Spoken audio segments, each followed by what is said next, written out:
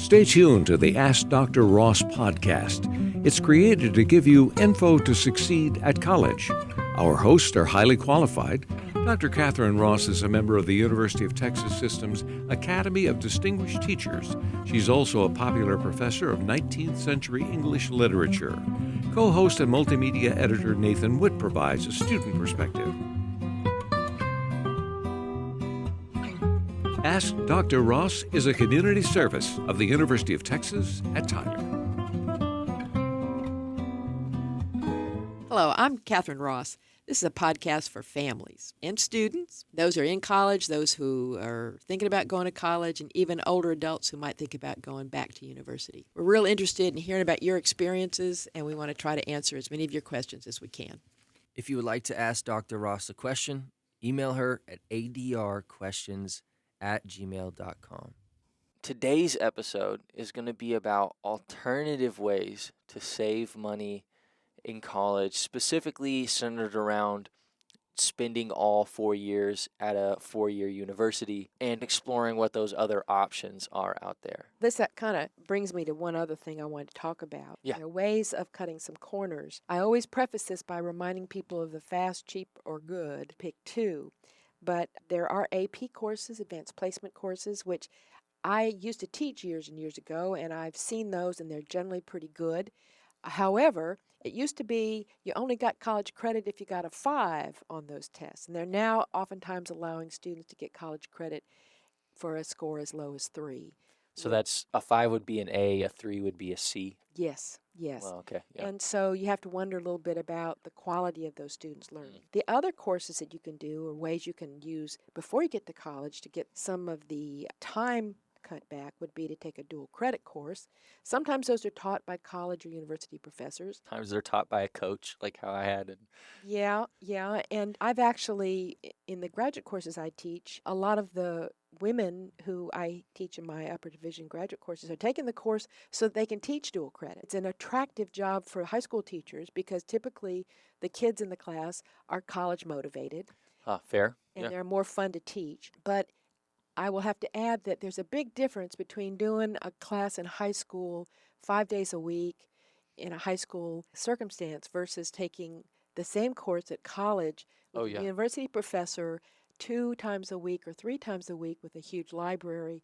And there's a whole different set of skills that are learned there. However, there are some advantages, and I know some students to come to college with as much as 30 or even 60 hours, and I'll tell you what those hours are, folks. Those are what we call the core curriculum, and not everyone knows what that is, but every state university system has its core curriculum, and they're usually an array of courses that you have to take, a couple in writing, a couple in literature, a couple in history, political science, and so on and so forth. Every student has to get the core, no matter what their major is. You got to get the core classes. And the good thing about the core is that it gives everybody a chance to see, oh, I thought I wanted to be a nurse, but golly, I really don't like chemistry. Or, oh, I like history, and I didn't think I liked history. Yeah. And so I always advocate for students to take the core and put their heart in it instead of saying, I've got to get the core out of the way. Because it really is the way that you begin to get a general education and you begin to get an idea of what it is you want to be when you grow up and how you want to major in college. So that's the first thing, high school. Also, by the way, there are many of these new early college high school programs. Yeah. And we've got one, I think we've already got one here in Tyler. Most cities now have several. The little town in North Carolina where my mother lives has one. And the way they basically work, I think, is like a community college does. But the kids are younger. They're high school level. Here's the thing to think about. Some of those kids are taking, quote, college course levels at the age of ninth graders. And old Nathan's laughing about this because we can talk a little about the maturity issue of certain college courses. Did you want to address that one? That's real. I think I learned that one the hard way because I did the approach, which it's a double-edged sword, the dual credit and all that kind of stuff because, you, quote, get a lot of the core out of the way, which a lot of people feel like is the path. But what ended up happening for me is that my first semester of college, I was taking a second semester junior level course in English, and I was a goldfish in the ocean. I was just so out of my league and almost got swamped immediately Yeah, so you have the credential, but you didn't really have the readiness. Right, because like you were kind of alluding to, so much in college, you have to own for yourself. Whereas in high school or in that kind of setting, even if it is a like a preparatory style school, you're 5 days a week. That teacher, all they do is they teach, even if it's 8 class periods a day, they just teach that class. Most professors, they don't have the time to stay on your shoulders. You're an adult now, that's your responsibility. Whereas in a high school setting, they have a little less to focus on and they can really be like, hey guys, don't forget this assignment's for Friday, that kind of energy. It's a lot harder for professors to do. And so if you haven't built discipline and that skill of being proactive instead of reactive, then it'll catch up to you really fast. And that's the risk that you run with such a young person taking college classes. Yeah. Yeah. And at the same time, I will tell you that a lot of these classes are very attractive to high school students because they are a little bit higher level. True. Yeah, And absolutely. it can be around a bunch of students that are also college bound, and it gives them a chance, I think, to save a little time because you don't have to worry about the ones that are not quite up on level. And I would add this to parents who are wondering if their child should go to college, particularly to families where maybe the parents themselves have not gone to college. Don't discourage your youngsters from taking a couple of those classes Yeah. to sample them. Get a feel for it. They won't be exactly like a college course, but they will certainly be at a little bit higher level. Yeah. Now, the next one, besides doing things in high school, would be to go to community college. And that's a very common thing these days. Spend 2 years at community college, they get an associate's degree. And most of the community colleges have transfer arrangements with the 4-year colleges so that you not only carry that AA, that associate's degree with you, but once you get to the larger 4-year school, and you jump into their program, taking the last 2 years, you graduate with a BA. So you literally have 2 degrees, an AA and a BA. Yeah. My experience with community colleges, professors and students who've had community colleges is about as varied as it is with students who've been in dual credit classes. Sure. And it depends so much upon how busy the teachers are, how interested the students are in the classes, and whether or not the students are taking the courses, as I said, just to get them out of the way, or if they're really paying attention and getting some deep processing, learning concepts. They just skipping along the top, getting a few details and trying to get the. And that's actually a topic of another one of our podcasts about deep processing and how you really learn. Yeah, but you save a lot of money with community colleges, though. Tons of money. Yeah. Yeah, it's usually quite a bit less. And here again, just as we've advised you to go and speak to the one-stop shop, the financial aid offices at the colleges, at the 4-year universities, you should talk to the ones at the community colleges and Absolutely. find out what they have.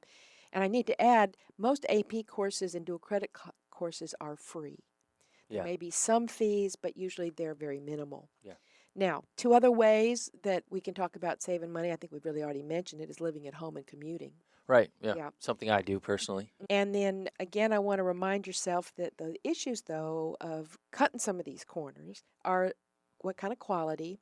Another big one is continuity. The students who start at my university, for example, and start with their freshman year in my Department of Literature and Languages, they take a writing course from me or one of my colleagues. We talk, we know what we've got in mind. They go on next to the literature level. Again, they have some of the same ways of thinking and the ways of grading and assessing students. Move on up to the major, and they kind of already know the teachers, and the teachers have already gotten them ready. So there's a lot to be said about trying to stay at the same place for a long time. Definitely. Another issue is transfer issues. Sometimes not all the classes you took as a community college or high school student transferred, and and tell us about your problems with that, Nathan. Wow. Oh my. Yeah, it is. It has been. You just never know, and you actually can know, but tell them about what happened to you, and then I'll tell them how you can know. Okay, I've bounced around. It's taken me a while to find a place that felt like the perfect fit. What is it? Goldilocks effect kind of thing. And so I actually have a whole semester worth of classes that between starting at a private university, going to community college, and then transferring to a 4-year, I have about a semester worth of classes that just have not been able to be put towards anything. And that also, as much as it has to do with transferring, also has as much to do with changing majors. And that's another aspect that people will use as an argument towards getting your core out of the way. Just gives you a little more buffer time to make sure, okay, this is really what I want as my major. This is really what I want to focus on. Because, the major specific courses, if you take one and then you change majors something, it's not going to help you. Yeah. You take an engineering class as an undergraduate high school student and you decide to go into nursing, it will probably not transfer. Yeah, it's not going to The do anything easiest for you. way to solve that problem is for parents to be aware of what the core curriculum includes Yeah, and stick to the core curriculum. Now, I don't want to discourage you if you've got a youngster who's really ready. I know I want to be an right. engineer. Yeah, my To sister. take a course like that to make sure, because you can afford to lose 3 hours. But if you start taking a whole bunch of hours and they don't 12 is a little different. Yeah. yeah, 12 hours, that's a whole semester. Yeah. And that's a lot of money. Right. Yeah, my sister knew since she was a kid what she wanted to do. It's never changed. But that's also in the previous episode. One of the big things we talked about was why it's so important to be involved with your kid, know what they like, know what they're good at, know what they're passionate about. Because if you really understand that and they really understand that, the odds of them changing majors is a lot smaller. Yeah, and there's many times when I've had a student come to me as a freshman and say, my parents really want me to be a lawyer. Yeah. Or my parents really want me to be a nurse. And I always say to them, do your parents know you real well? And have you tried it yet? And I always want them to understand that part of the college experience is learning who you really are. And especially the way high school is these days, I'm not sure youngsters come out of high school very clear about some of that. I think they think they are, Yeah. but a lot of times they don't know what they don't know. Yeah. And so there's got to be some room for some growth and some mind changing. I changed my major 4 times. Yeah. I entered as pre-med. I Really? had high math scores. My grandfather's a doctor. I was going to be a doctor. And then I took a history class that blew my mind. And all I wanted to do was history. Eventually I moved over from history to American literature and finally to British literature. And I even went out for a while and taught in high school and realized, no, that wasn't the level I wanted to teach at. I needed to get the PhD. So there's lots of changes and there's room in the curriculum for a certain number of changes. But boy, if you make too many or if you just scattershot, it's going to get to be real expensive. It'll catch up. Yeah. It will. So there's 2 big things we want to leave you with, and then we're going to walk you through one last little plan and say goodbye. So the 2 best pieces of advice is start planning early, even if they're not really sure that they're going to be college material. Yeah. These 529 plans are fabulous. What they are is an education savings plan that can only be used for your children's education. So there's very low interest on them and they're very, very powerful. The next thing is advice from Jennifer Love, which is live like a student when you're in college so you don't have to live like a student later. Meaning eat the ramen, walk, don't drive, save money now so that you're not pinching pennies later. I see students who buy the world's the fanciest, all the bells and whistles trucks when they're freshman year, and I just want to think, oh, there's 2 or 3 years of tuition right there. Yeah. Maybe if they just drive an old beat up thing for a while, they might be a little bit better off. So here's the ideal plan. If you're thinking you want to send a kid to college, start early, open a 529 savings plan when they're young.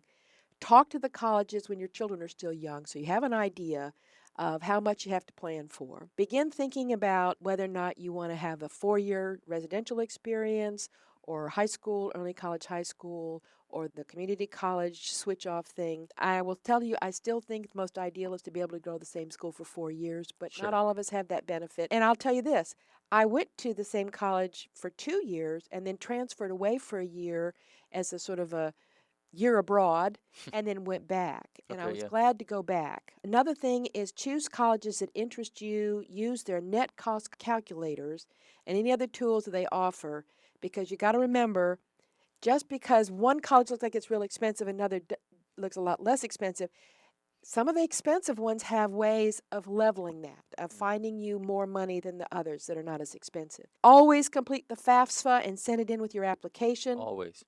10%, by the way, will have to be officially verified. You have to be ready about this. Don't let it scare you. But just like the way they audit the IRS, every 10% of the FAFSAs, they're going to call you back up and say, tell us a little bit more. What's going to happen then is you've applied to several schools, you've sent them your FAFSA. 3 or 4 of them are going to decide they want you, and then they're going to send you what is called your admissions offer. And that admissions offer will tell you what they can give you, how much it's going to cost you. And it'll also give you options for, here's some scholarships to look after, et cetera, et cetera. Finally, check to see on your own if there are college scholarships or local businesses or other groups that offer scholarships. So that's a lot to take in. Yeah. Yeah. And I look at my students every day and I think all the things that they're doing in order to be in college. And yet, finally, here's the things that you get from it. You get increased access to job opportunities. Of course. You get prepared for specialized careers, and you can oftentimes start networking for those careers. Oh, yeah. Oh, yeah, definitely. I hate to use the word, but it increases your, quote, marketability. It just does. Yeah.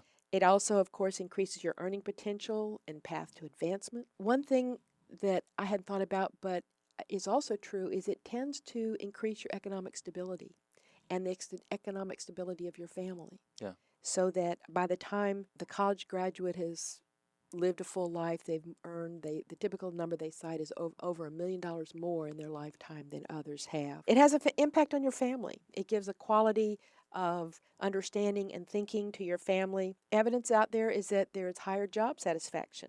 72% of graduates say the return on investment was excellent. Okay, cool. 17% expect that it will soon become excellent. And the last three things are interesting. There is evidence that people with college degrees live longer, healthier lives. Really? That is interesting. Yeah. And I think finally one last thing is a certain amount of self-esteem and pride, personal pride. Recently there was a funny article about, I think it was at one of the Ivy Leagues, that a mother had written an article that got a lot of attention saying the most important thing for your child to go to school is so they can find a spouse. In fact, I want to tell you something. Yeah. It is the place where you build relationships. Tell you what, yeah. And I know an awful lot of happily married folks who say, yeah, I met her my freshman year in college. Yeah. Yeah, my dad always jokes that my sister went to college to get her MRS degree. There's evidence that that's quite true. Yeah. That's evidence that's quite true. It's a good that's a good pool to fish from.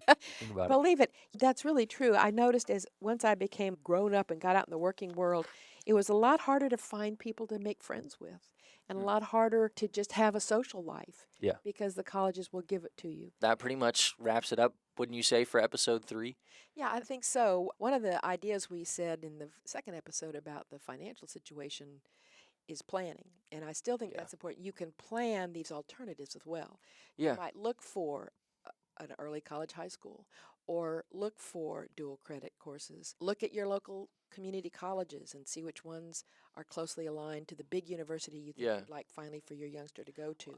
I might even draw back to the first episode where we talk about the importance of getting to know your student and getting to know who they are, what they care about, how they feel, because that will tell you also which is best, whether AP courses will work for them or online courses will work for them. It's not something we really touched on a lot, was online courses, but you can save money with that sometimes, and it depends on what type of student. Me personally, I cannot handle online classes. So those kind of things, just knowing your student, knowing how they work, what they care about, what they're feeling and thinking, will also make that investment worth it. Yeah, and it helps your youngsters, I think, even if they go and take dual credit and end up going to a 4-year college, they are already starting to think more like a college student. One of the things I think, though, I always like to remind people of is that phrase from the business community, which is fast, cheap, or good, keep two. I thought, man, does that apply to as you plan your youngster's adult life or think about your youngster's education that will lead to an adult life. Think about those 3 things too. Yeah, consider that. You want it to that. be good. Most of all, you want it to be good. Yeah, absolutely.